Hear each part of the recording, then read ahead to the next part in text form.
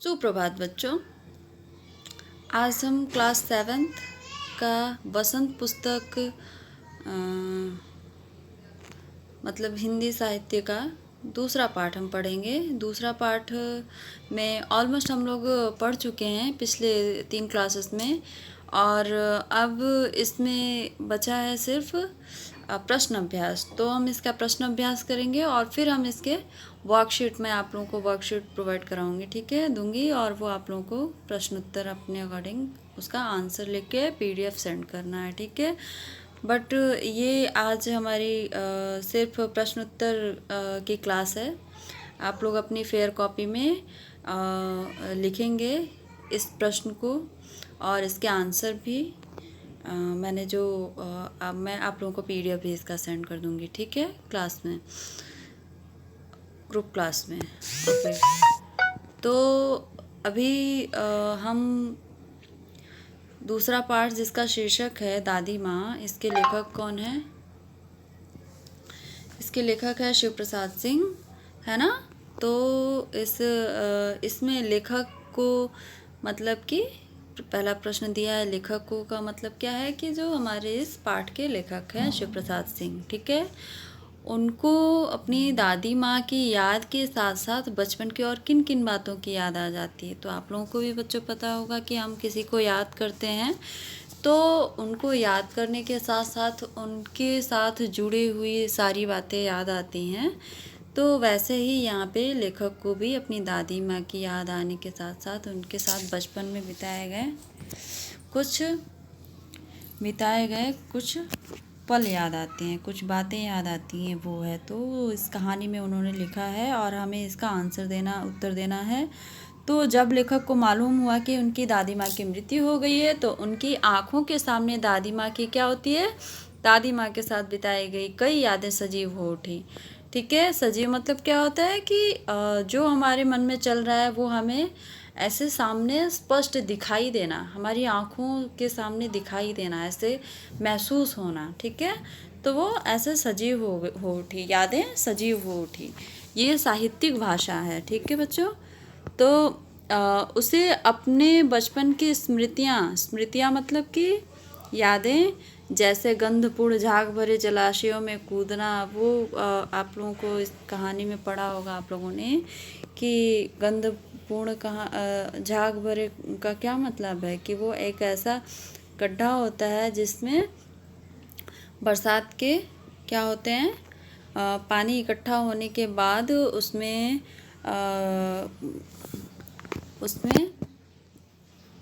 क्या होता है कि जो घास होते हैं वो सारे घास क्या होते हैं, सड़ जाने के बाद से उसमें स्मेल आने लगती है, बदबू आने लगती है। तो इसमें उस जलाशय में कूदना उनको याद आता है। और बीमार होने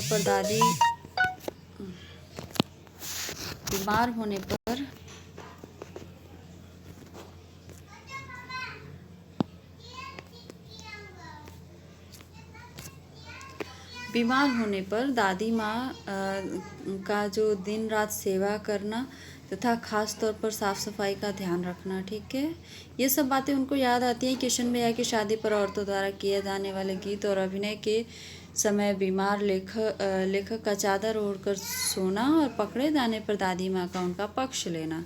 साथ ही उसे रामी चाची की घटना भी याद आ जाती है जब दादी माँ ने उनकी आर्थिक मदद की थी, ठीक है। और अब हम दूसरा प्रश्न देखते हैं कि दादाजी की मृत्यु के बाद लेखक के घर की आर्थिक स्थिति खराब क्यों हो गई थी। तो कहानी में दिया है कि दादाजी की मृत्यु के पश्चात लेखक के पिताजी व भैया ने धन का सही उपयोग नहीं किया था। तो बच्चों, इस प्रकार हमारे पास अगर धन है तो हम उसका उपयोग सही जगह हमें करना चाहिए। अगर सही जगह नहीं करेंगे तो हमारी स्थिति भी इसी प्रकार खराब हो सकती है, ठीक है। तो इस प्रकार गलत मित्रों की संगति में सारा धन नष्ट कर डाला। दादाजी के श्राद्ध पर भी दादी माँ के मना करने पर लेखक के पिताजी ने क्या किया, अपार संपत्ति व्यय की। दादाजी के श्राद्ध पर दादी माँ के मना करने पर लेखक के पिताजी ने अपार संपत्ति व्यय की। फलस्वरूप उनके घर की आर्थिक स्थिति क्या हो गई, बिगड़ गई। उन्होंने अपनी एक तो संगति, गलत संगति की वजह से, गलत मित्रों की जो संगति होती है उनकी वजह से अपनी धन का व्यय किया, और दादाजी के श्राद्ध होने पर उन्होंने क्या किया, फिजूल खर्च किया। ठीक है, तो इस प्रकार उन्होंने क्या कर दी कि जो उन्होंने अपार संपत्ति व्यय की, जिस वजह से उनकी क्या हुई, उनकी घर की स्थिति दयनीय हो गई। ठीक है, और बिगड़ गई, आर्थिक स्थिति और बिगड़ गई। ठीक है, तीसरा प्रश्न है कि दादी माँ के स्वभाव का कौन सा पक्ष आपको सबसे अच्छा लगता है और क्यों। तो आप लोग अपनी दादी माँ के बारे में भी सोच सकते हैं। यहाँ पे लेखक के दादी माँ के बारे में पूछा है, तो आप लोग देखिए कि दादी माँ का सेवा, संरक्षण, परोपकारी व सरल स्वभाव हमें सबसे अच्छा लगता है। बिल्कुल, उनका जो स्वभाव था बहुत ही सरल था, और दूसरों का परोपकारी मतलब दूसरों पर उपकार करना, दूसरों पे दया करना, और संरक्षण मतलब कि देखभाल करना। ठीक है, दूसरों की सेवा करना, उनकी ये बहुत ही अच्छी आदत थी दादी माँ की, है ना। दादी माँ मुँह से भले कड़वी थी, हाँ वो बोलने में बहुत कड़वी बातें बोलती थी, परंतु घर के सदस्यों तथा दूसरों की आर्थिक मदद के लिए हर समय तैयार रहती थी। ठीक है, हमेशा वो काफ़ी हेल्पफुल रहती थी, दूसरों की मदद करने में कभी वो पीछे नहीं हटती थी, हमेशा तत्पर रहती थी। आवश्यकता के समय दादाजी की अंतिम निशानी सोने का कंगन देकर घर वालों की मदद की। हाँ, जब उनके घर की स्थिति, आर्थिक स्थिति खराब हो गई थी, तब उनके पास दादाजी का दिया हुआ एकमात्र वो सोने का कंगन था, जो उन्होंने उनके लेखक के जो किशन भैया है उनको देकर अपने घर की स्थिति को सुधारने में मदद की थी। ठीक है, तो इस प्रकार उन्होंने अपने घर वालों की भी मदद की। रामी चाची का कर्ज माफ़ कर उसे नगद रुपए भी दिए, ताकि उसकी बेटी का क्या हो सके, विवाह निर्विघ्न संपन्न हो जाए। निर्विघ्न मतलब यहाँ देखिए बच्चों, ये एक शब्द है निर्विघ्न, इसका अर्थ क्या होता है कि बिना बाधा के। ठीक है, कोई भी रुकावट ना हो, विवाह, बेटी के विवाह में कोई रुकावट ना हो, और इस प्रकार संपन्न हो जाए। इन्हीं कारणों से वे दूसरों का मन हमेशा क्या कर लेती थी, जीत लेती थी, और वो हमेशा मन जीतने में सदा सफल रही हैं। ठीक है, चौथा प्रश्न है, आप इस कहानी में महीनों के नाम पढ़े। तो मैंने आप लोगों को महीनों के नाम बताए हैं, क्वार, आषाढ़, माघ। इन महीनों में मौसम कैसा रहता है, लिखिए। तो बच्चों, मैंने आप लोगों को हिंदी महीनों के नाम बताए, पूरे 12 महीने होते हैं जिनके नाम मैंने बताए थे, और उसका अंग्रेजी में, उन हिंदी महीनों का अंग्रेजी में कौन सा महीना होता है वो भी बताया था। तो उस अकॉर्डिंग, उस अनुसार आप लोग भी अपने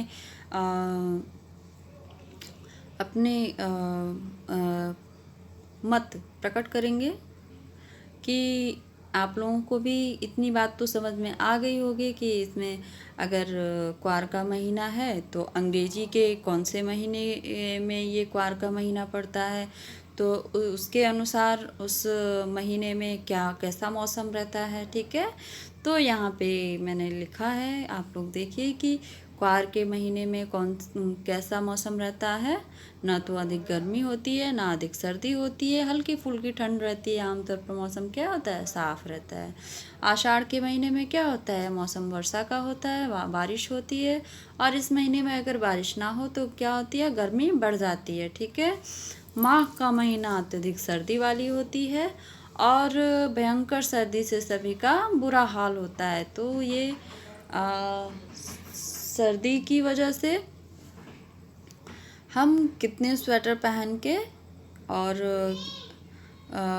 स्वेटर पहनते हैं, कौन से महीने में, माघ के महीने में। ठीक है, पांचवा प्रश्न क्या है, पांचवा प्रश्न है कि अपने अपने मौसम की अपनी अपनी बातें होती हैं। लेखक के इस कथन के अनुसार यह बताइए कि किस मौसम में कौन कौन सी चीज़ें विशेष रूप से मिलती है।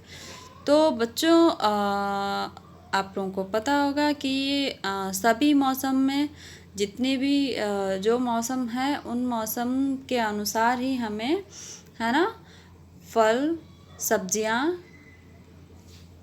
है ना, ये सब चीज़ें और फसल, ये सब चीज़ें हमें मौसम के अनुसार ही प्राप्त होते हैं। तो जो क्वार का महीना होता है वो कौन सा महीना होता है? वहाँ ना तो उस वक्त ना तो अधिक गर्मी का सीज़न होता है, सब मौसम होता है, ना अधिक सर्दी का। तो उस वक्त क्या होता है? तरबूज, खरबूज, है ना, ये लीची आदि मिलते हैं, ये सब फल मिलते हैं। आषाढ़ के महीने में आम, जामुन व खीरा मिलता है, ठीक है। और माघ के महीने में क्या मिलता है? माघ के महीने में अंगूर, केले, अमरूद और गुड़ मिलता है, सर्दी के महीने में, ठीक है, सर्दी के मौसम में। नेक्स्ट है बच्चों, भाषा की बात हम जानेंगे यहाँ पे, जो थोड़ी सी इस पार्ट में जो व्याकरण से लिया हुआ है, ठीक है। तो इसमें नीचे दी गई पंक्तियों पर ध्यान दीजिए। जरा सी कठिनाई पढ़ते अनमना सा हो जाता है, सन से सफ़ेद, है ना, ये दिया हुआ है और इनके बारे में हमें बताना है। इनके बारे में हमें बताना है। समानता का बोध कराने के लिए सा, सी, से का प्रयोग किया जाता है। ऐसे 5 और शब्द लिखिए और उनका वाक्य में प्रयोग कीजिए। तो सा, सी, से का मतलब क्या होता है कि चांद सा मुखड़ा, मतलब कि मुखड़ा कैसा है? चांद के समान है। तो हमें यहाँ पे क्या बताया जाता है? समानता बताई जा रही है, ठीक है। मुखड़े की समानता किससे की जा रही है? चांद से की जा रही है। तो इसी प्रकार हमें सा, से, सी से बनने वाले शब्दों का प्रयोग करना है और उनसे वाक्य बनाना है, ठीक है। तो 5 शब्द ये हैं। नीला सा, तो क्या हो गया? आकाश नीला सा हो गया। दूसरा शब्द है रुई से, तो रुई से क्या हो गया? नानी जी के बाल किस प्रकार थे? रुई से सफ़ेद हो गए थे। रुई के प्रकार, रुई जिस प्रकार वाइट होता है ना, सफ़ेद होता है, उसी तरह तो रुई के समान क्या हो गए थे? सफ़ेद हो गए थे। तो रुई से सफ़ेद हो गए थे। मिस्री सी, तीसरा शब्द है मिस्री सी। जो बाल कृष्ण की बातें गोपियों को मिस्री सी लगती थी। बाल कृष्ण की बातें क्या है? भगवान कृष्ण जब बचपन में थे, बालक थे, तो उनकी बातें क्या होती थी? गोपियों को मिश्री सी लगती थी, बहुत ही मीठी मीठी बातें करते थे। तो यहाँ मिश्री से मतलब मीठा सा, ठीक है। चौथा प्रश्न है चांद सा। चांद सा मतलब कि उसका चेहरा चांद सा गोल है। चांद कैसा है? गोल है। तो अगर किसी का चेहरा गोल है तो आप भी कह सकते हैं कि चांद सा गोल है उसका चेहरा, या फिर सुंदर है तो उसका चेहरा चांद सा सुंदर है, ठीक है। सागर सी, सागर सी मतलब कि उसकी आँखों में सागर सी गहराई है, ठीक है। तो बच्चों ये 5 शब्द हो गए। अब हम 7वें प्रश्न पे हैं। कहानी में छू छू कर ज्वर का अनुमान करती, पूछ पूछ कर घर वालों को परेशान करती, ठीक है। ऐसे वाक्य आए हैं, है ना, इस प्रकार के वाक्य आए हैं किसमें? इस कहानी में। तो किसी क्रिया को जोर देकर कहने के लिए एक से अधिक बार एक ही शब्द का प्रयोग होता है, ठीक है। तो इसमें जैसे छू छू कर एक ही शब्द है छूना, ठीक है, इसमें 2 बार बोला गया है, एक से अधिक बार बोला गया है। तो ये क्या, क्यों? क्योंकि क्रिया पे ज़्यादा जोर दिया जा रहा है, क्रिया पे ध्यान देने के लिए कहा जा रहा है। जैसे वहाँ जा जाकर थक गया, वहाँ जा जाकर थक गया मतलब वहाँ बार बार जाकर थक गया। उन्हें ढूंढ ढूंढ कर देख लिया, ठीक है। इस प्रकार के 5 वाक्य बनाने हैं आप लोगों को। तो 5 वाक्य आप अपने अनुसार भी बना सकते हैं, जो आपको आपके अनुसार आपको जो शब्द अच्छे लगें, है ना। तो यहाँ पे पहला वाक्य है। जो वाक्य आप लोगों को अच्छा लगे आप अपने अनुसार भी बना सकते हैं अपनी कॉपी में, ठीक है। तो यहाँ पे पहला उत्तर है कि पहला वाक्य है कि बच्चे अपने उत्तरों को बोल बोल कर याद कर रहे थे, ठीक है। जबकि आप लोगों को याद नहीं करना है बच्चों, समझना है। और समझने के बाद भी अगर आप लोगों को कहीं भी दिक्कत होती है, समस्या आती है, कोई भी संदेह है, डाउट है, तो बच्चों आप लोगों को मुझे बताना है, ठीक है। मैं वो आप लोगों के प्रश्न का उत्तर ज़रूर दूंगी, ठीक है। आगे, उस नन्हे बच्चे की शरारतों को देख देख कर हम क्या हो गए? थक गए।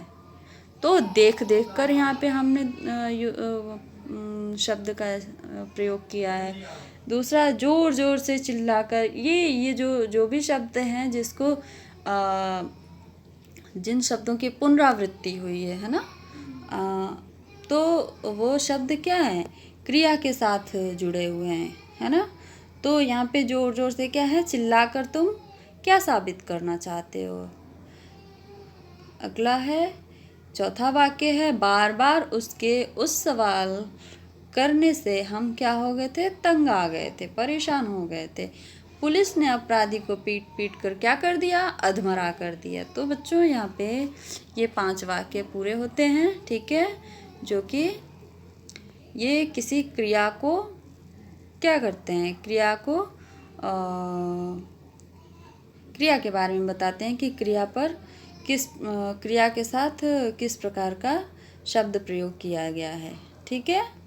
आगे है, बोलचाल में प्रयोग होने वाले, 8वां प्रश्न है, बोलचाल में प्रयोग होने वाले शब्द और वाक्यांश दादी माँ कहानी में है, ठीक है।